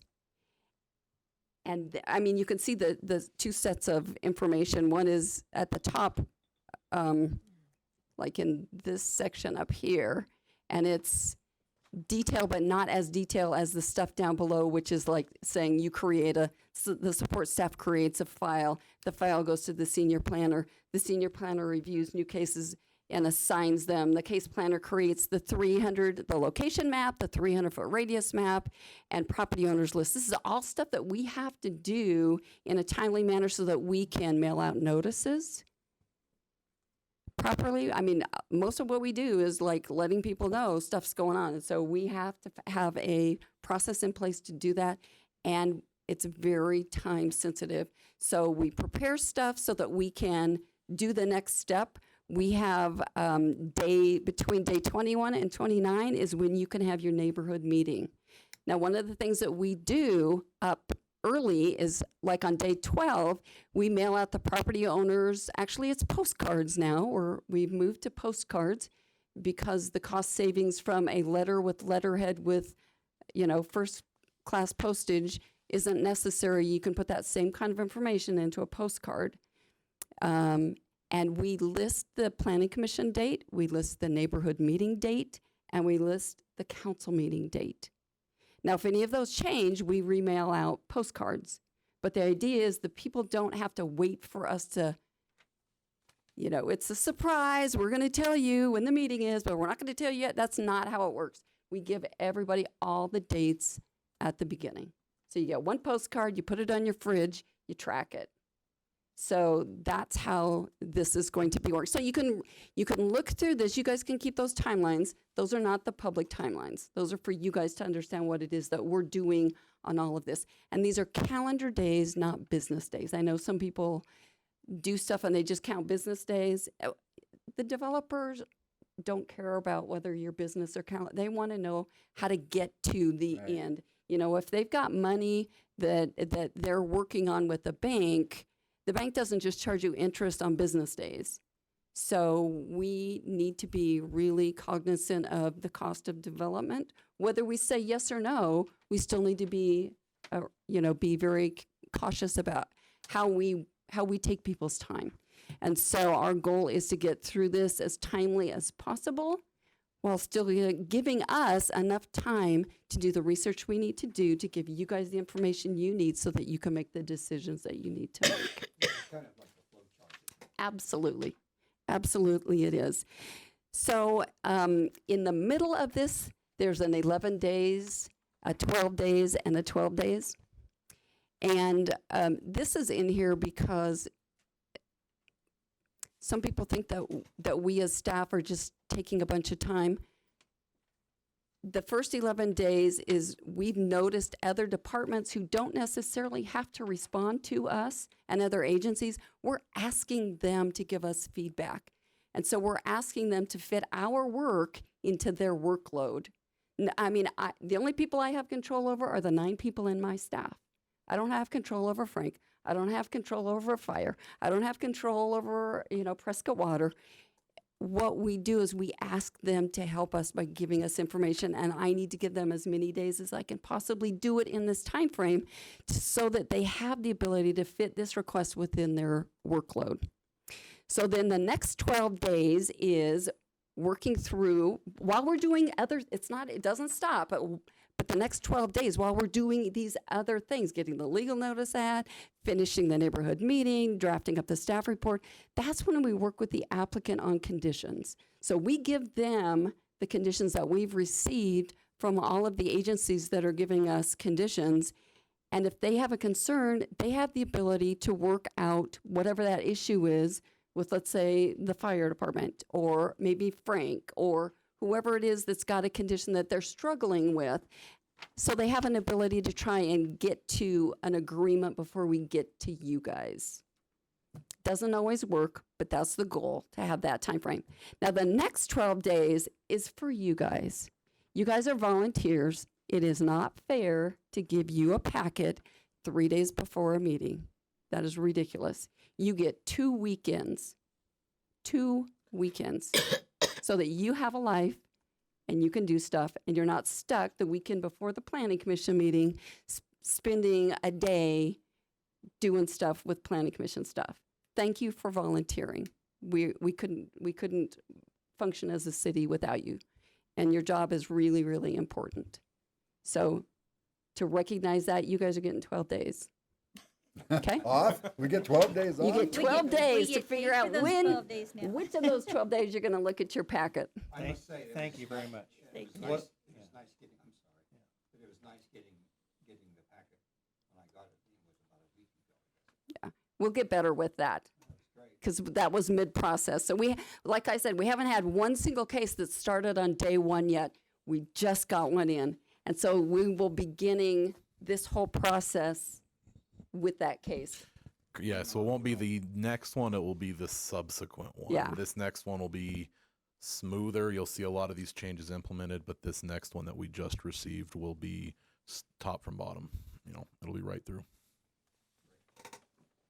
And hopefully this will give Chino a better reputation with the builders too, because everybody says you go out and try to find a builder. Oh, where are you building? Chino. Oh, they're difficult to deal with. So hopefully this will Yeah. be better. Well, and what's interesting is that I haven't observed that. So it's And I'm a interesting critical that you- person when it comes to processes. That's Well, why that's we have a just it. process. They say, you'll go in and you get one story from one person, you talk to somebody else and you get a different story. So at least now the dates and timeline will be set. Correct. Well, and I think we're pulling together better as a department and coordinating things, and we understand that each of us has sidebars in where we give information. So, like if I'm an inspector, a building inspector, I'm not going to tell the code enforcement guy how to do his job or give somebody an answer. That's not my area of expertise. And so we're all learning what those sidebars are so that we're not saying the wrong thing. I mean, just because you hear something once doesn't mean it's the right answer for that situation if that's not your area of expertise. There's so many intricacies that you don't know because it's not where your knowledge base is. And so I'm just trying to make sure that people understand this is your lane. This is his lane. You don't go in his lane. Even though you think you might know the answer, there might have been a state law change that you're not tracking because it's not your area of expertise that person is tracking. So it's really, really important that we don't speak outside of where we're supposed to be speaking. So hopefully we'll resolve some of those situations that I've heard of in the past. But I can tell you that I have an amazing staff that's really working hard to make a bunch of changes. They all work well together, and they are the reason that I agreed to stay here. Come out of retirement, so yay. Out of retirement, yes, ma'am. Thank you. So the next thing is your updated bylaws. So I think you have a set of bylaws there, the old ones. So I took a look at the bylaws that you had. I think they were mimeographed on a mimeograph machine from decades ago. Thank you. And I read through them, and there was a lot of stuff that wasn't accurate. Like when you meet, the time that you meet, your process for how the order of things in your meeting. There were many things that were pretty consistent, like the code of ethics. I changed the name because they called it something different. These are your bylaws. These are your rules for how you conduct business how you manage yourselves. So I tried to update these as best that, without knowing you, but as best I know how planning commissions function. So I'm hoping that you had a chance to look through these and see some of the changes that I have done. I know you didn't have the original, and I apologize for that. I just thought that might be too confusing just to give you a whole bunch of stuff. So this was one of those trust me things. Like we had the zoning code, it's actually the Uniform Development Code. The bylaws were called Rules of Order. There was wrong meeting dates. One thing that I did discover, because we had a discussion at the last Planning Commission meeting about continuance of cases. So I went through the entire code, UDO, and the city code, looking for continuation language, and there was nothing. So I went back to my prior city, and the place where the continuations were identified was in the bylaws of the Planning Commission. Oh, wow. So it's really up to you if someone can continue or not. Now, I did put in there a maximum 2 times at the discretion of the Planning Commission. If you don't like that number, we can make it something else, but that was the number I heard frequently at the last discussion. Speaking of which, did that, we were supposed to hear one that got continued twice. It's coming. That one was continued to a date in the future. Wasn't a date certain. It wasn't given a date. Not Yeah. date certain. No date set. Yeah, he's having trouble with his engineer. And so the difference between a continuation to a date uncertain and to a date specific is that we don't have to re-advertise when it's to a date specific because it's publicly announced in this meeting. Many times we will send out another postcard because that's important. I would make a strong suggestion that you do that no matter what, because one of the things we hear in here is, well, we didn't get the letter, or 300 feet isn't enough for this property, which with some of these properties, 300 feet's like 2 people when there's all kinds of people around it.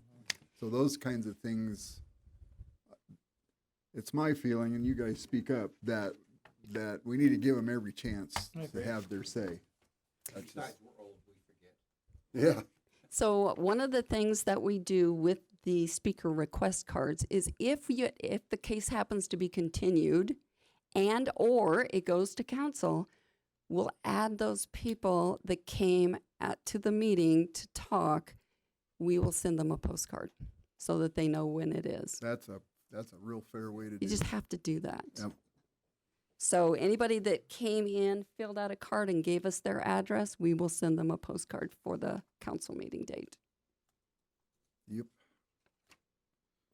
I changed your agenda format in your bylaws. It was old page 4. I don't know what the new one is because I don't have them side by side. True. Does anybody have heartburn with the consent agenda? I mean, we don't, where we group a bunch of things that are just like approve the minutes and a few housekeeping things. Does anybody have a bunch of heartburn with that? You can always say no, but if we can continue to have that, it'll save a lot of messing around during It's the like the council, they always have the option to pull an item off the if they want. So I'll get in the habit of asking that, but I think the consent agenda is a good deal to get things moving forward, to get to the meat of the meeting. Right. Now, you can always pull something off the agenda if you want to talk about it. Yeah. You always have that option. Everybody okay with that thought? Yeah, that's great. What I had done previously was if we had projects that we had no opposition emails, no opposition phone calls, nobody showed up at the neighborhood meeting, I put those on the approvals on the consent calendar. If you do that, you need to let me know. Absolutely. Because I don't want to blow through something that some one person might feel like they got slighted. Right. And that's why we ask for the speaker request cards, because if someone asks to talk about that item, then Dee Dee will know, she'll tag me or and we'll tag you, Mr. Chairman, and you'll know that will need to come off the agenda. Okay. Okay, so there's your updated bylaws. You can give me feedback If we today or. Look, I'm going to interrupt you. Yes. If we study this out and find some other things, we Yes. can always come back and visit with you about it? Absolutely. Okay. What my goal was to take this to your next meeting and put it on action items where you say you never have an action item. Yeah. Because true. that does not require public hearing notice. So that would be an action item that would be specifically written on the agenda that says you're adopting revised bylaws. Okay. That would be great. Okay. We'll actually get to have one. How about that? Yay. Well, and every once in a while you will get those. So the last thing that I have, and I'm sorry that I'm dragging on this, is the very first meeting I was at, I heard we don't have a half-acre lot residential zoning. So in your packet is a half-acre lot residential zoning. When you get below an acre, you should not be using point anything. It should be square footage. Yep. So this is a little bit bigger than half because 43,560 square feet is an acre. So it's a little bit more than half an acre. And I took the 1 acre and plugged it in, and you can see where I've added things or reduced things. And without knowing you and the community as well as I probably should, but probably won't after a month,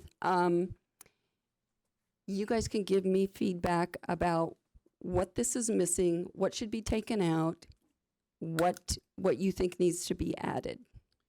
So I'm pretty good about areas, frontages, setbacks, lot coverage. That's the same regardless of where you work as a planner. You can kind of figure that stuff out. Things that are questionable are the permitted uses and the conditional uses. So, this is a draft? yes, it is. So if somebody wants to split a 1 acre parcel, how are they going to do that? I can kind of chime in on that. So if they wanted to split their 1 acre parcel to rezone to this and then split within their prerogative, but once you go under that 1 acre, you got to start looking at utilities. You got to make sure that you've got those, feasibly in the area of extending them. You've got to make sure that you meet a lot of other development code as far as the lot frontage, as far as the subdivision regulations, how many times you're splitting it. So it is possible, but there's a lot of other checks and balances that go in. So 22,000 square foot parcels are more than an acre. Right. Now, can you explain how when we count easements and to the center line of the street counted towards Absolutely. parcels? So town code, I can't recite the section specifically off the top of my head here, but anytime that there's been a right-of-way dedication off of a piece of property, that dedication square footage and encapsulated within there counts towards the net acreage of the property. So, and subsequently that counts towards your net acreage for the split count. That's what we came up with today. Yep. So I would wager that there's a large portion of these 1 acre lots that have already dedicated frontage, that this would fall into place here. Their surveyor would be the one to depict that, hey, that this does fit, and that you can use that in order to split your 1 acre down further. So if your lot is just 43.5, With you get to setbacks. count the square footage out in your street in front of your house? If you've dedicated it, yes. But Either if you're, like, the section I'm in, the Vista Grande, the street is dedicated to the city. So it's not considered part of my parcel. correct, It and does you're go 25 feet, I think, into the center of the street. correct. So yours would be a little different since you're part of a subdivision. You would have to go through a plat amendment process. But if there was a case where somebody was developed through lot splits, and then as part of those splits, there was right-of-way dedication. They're not part of that subdivision. You would include that acreage that's part of the right-of-way in your total area to be split. The reason why we can't tuck that down to half an acre directly has to do with a lot of the utilities. That's why you see the 0.51 acres for a lot of these subdivisions is once you get that half acre and less, and Frank can kind of correct me if I'm speaking out of turn here, but you get into this criteria where you really need to be served by either municipal providers or private providers. You can't really put a well and a septic on the same parcel. You can always haul water, which kind of changes things, but that's why that over half acre has existed, if that answers your question. Because when I brought this up at the council meeting, I had looked at a lot of the other cities in the county and some down in Maricopa, and almost all of them were like 18,000 or 20,000 square foot half acre lots. So I kind of assumed that was so that you could divide the 43.5 up. If you, like you have a 5 acre parcel and you wanted, you're going to have to do your right of way to put a road to go into some of the other lots behind that don't have a frontage. That road now becomes your frontage. And the average lot is 150 by 330. Well, and So Lori can speak to this. if you divide 150 up, you're 75 frontage, not 80. And say we're not married to the square footage. If you want to make it a true half acre or even less to make it more feasible as far as the ability to subdivide a lot, we're absolutely open to it. We just propose this in order to kind of be similar, the similarities with the utilities, because like I said, once you get that half acre and less, it gets a little washy, and so we were trying to kind of curb that through the zoning district itself. Well, and two, like so many things that have come before us are corner lots that both sides face an arterial, and they're having to give 40 foot. Right. So by the time you take 40 foot off of both sides of you and you try to divide that acre up, you're Right, and It's those giving 40 you- foot that you give would still count towards. it's still counting. Correct. Yeah. Yes. Oh, Yes. You've dedicated it. Yeah. because by the time you take your right-of-ways and your easements and your sidewalks and everything off, you're ended up with. Yeah. But since Okay, that so does if that's count, that might- inclusive, then okay. So, pardon me for being a thickhead again. The 22,000 square feet, I mean, I understand that, but somebody is going to be looking for half acre zoning. They're not going to know what 22,000 square feet zoning is. We'll tell them. Is there some way you can say 22,000 half acre zoning or something? We could do to that. Label it just so that the. Most of them are, all the other cities and stuff, usually just break it down to like SR 18 or SR 20. Right, what's 18,000 square feet? Yeah, they don't even include the zeros, so that's confusing. So we're trying to fit this within our current parameters of code, and we can have an abbreviated aspect of this to present a little cleaner. Yep. Well, I like it full, because then yeah. it's not confusing. It's Right, and your then 2,200. Maybe a dash dash half acre. Absolutely. Just something Yep. that where the common Joe like myself looks at it and goes, what the heck is that? 22,000 acres? Holy cow. Yeah, we can do that. We can add that for sure. And then under permitted uses, I noticed, so the guest house, you can have a 1,200 square foot house. With a SR1, you're only allowed 800 square foot. So that was actually changed recently. Yeah, that got SR1. changed not too Oh, that long got ago. changed. Yeah. Okay. That's right. We just went through it. Okay. And then the only other So thing. this conforms to all the other. Absolutely. The other thing that we didn't include that I believe we would like your opinion on is livestock allowance in the zoning district too. For half an acre. For half an acre. So I think that's already under animals in the UDO, that it has to be an acre. Isn't it 1 acre or more? Yeah, it's correct. 1 So acre. we've got that. I just didn't know if you wanted to start looking at horses versus goats or So- anything. So What I hear a lot is, can I have chickens? Yes. And so, I mean, it doesn't take much room for chickens, but I think a half acre and a horse is kind of stretching it a bit. And if it's a 4-H project, there's allowances for that in the county anyway. Oh yeah, we've got similar allowances within town. So we hadn't included anything, but if that's something you would like modified, We would maybe can. like some suggestions. Okay. It'd Like- be hard to classify because some of these animals would be pets. Absolutely. If they're barnyard, if they're classified as a barnyard animal, we're not going to consider them a pet. Well, that's my pet cow. Domestic. Or elephant. Yeah. Well, they The have word- pet pigs and pet chickens. Yeah, That's that's right. kind of. Well, and goats I get pet that. Lambs and My neighbor has a whole menagerie. She does great with them, but they're like her family. I So. actually do have a neighbor that has pet cow. So there you go. Well, we got to look at the practicality Right. of Well, the, large livestock on a half-acre parcel is kind of pushing it. It's like comfort animals on a plane. Yeah. Right. Comfort for who? Yeah. Comfort space. Absolutely. well, I So think- maybe you guys could offer. I'm sorry. I think Arizona State has a regulation about chickens, don't they? I don't know it off the top of my head. I know the county has a more stringent code than we do. We're pretty open-ended on our livestock allowance. County is pretty they're defined. We're open as far as what we allow. But I read it on one of the websites that because of people doing the organic gardening and everything like that, I think there is a new ruling about chickens. Yeah. I think you're Hens, right. I should say I think- hens, not yep. roosters. Correct. No That you're roosters. allowed 6 per residence. We'll double check Absolutely. that. And we'll come back with some suggestions for other small animals that Yeah. That would be Might good, make and sense. that kind of fits into the rural Yeah, if you have a lifestyle. goat for milk or something,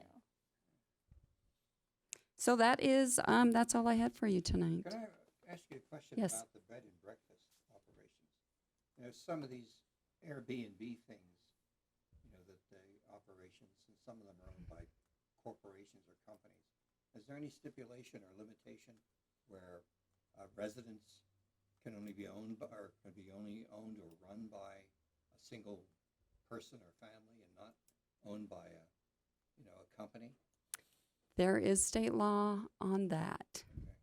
And the state legislature pretty much told cities that we had to take our hands off of it.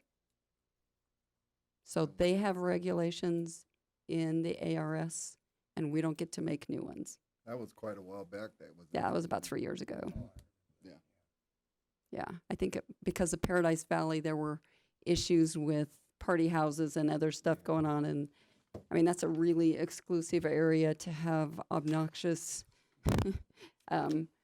new neighbors every weekend. And, if Paradise Valley couldn't keep the legislature at bay, then none of us will be able to do that. So if you have any suggestions over the next 3 weeks before the packet goes out, let me know. Email me or Will. So we'll vote on this before it goes to council? Absolutely. It'll be a public hearing What, on the On the half-acre zoning lot? district. on the zoning district. Yeah, Oh. the half-acre zoning Yep. district. Yeah, and that'll cut down on the worry about the 0.616 zoning. We will be eliminating Yeah, that that's- opportunity. That's bad business. That's I mean, that's the very good. PAD relieves that, but it just seems like it's a long way around to get to where we really need to be going. And I don't think the public really understands Nope. PAD. Yeah, I'm glad you clarified that.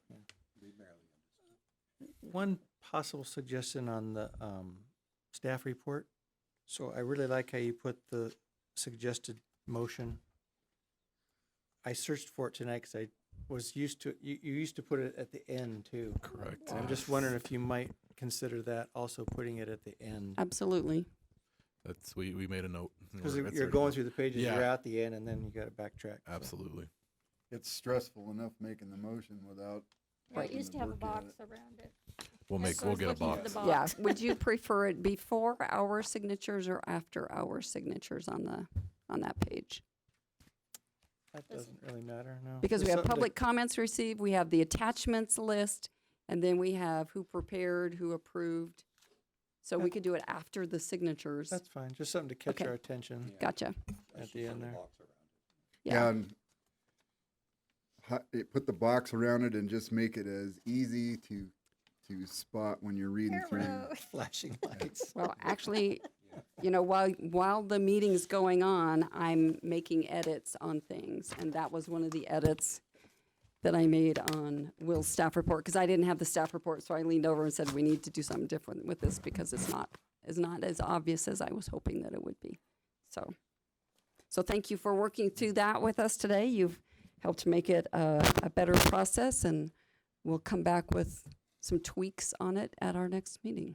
One thing I just spotted is on the public hearings, like it's listed as D1, there's a Z number which I had not seen before. I'm assuming that's a zoning case. That is the case number. Okay, so that'll be the number that we need to read every time, and then the descriptive after that. Okay. And I don't care if you read all the zeros. You can just say Z2114. Okay. And then that We have should to put all probably- those silly zeros in Instead there. of saying 6A, Yeah. 6B. And then that should 6C. probably be in the approval also, correct? The motion. It was. probably It's a should. proof case, we can Yeah. absolutely do That that. way it makes it easy. It's Yeah. eliminates it. It is in the You're motion? making notes because I don't. We've got it. Yeah. Because I know Gary caught that. It's in there now. Rezone Z1421. Okay. So I did say that. I can't find the motion. Didn't know what I was reading, but. Page 2. Yep, there it is, Z14-21. So that one, the case nomenclature within the suggested motion is the one we'll be carrying. We won't have the one with the whole bunch of zeros going forward. Yeah, So, that would be helpful. Yeah. We'll drop those. That way I won't feel obligated to zero it. Because hopefully we never see 1,000 cases. we would Oh, have some yeah, no, issues. you wouldn't see any of us. We'd all Yeah. be dead. Yeah. It's just too crazy. Yeah. So I have mumblings here that we should have a motion to adjourn. I love I'll that. second. All in favor? Aye. Thank you. Thank you for your help in lining this out. This is way welcome better. aboard. First duty is upon me to tell you, okay? Yeah. Yeah, I got my dogs out. Okay. This is 10 for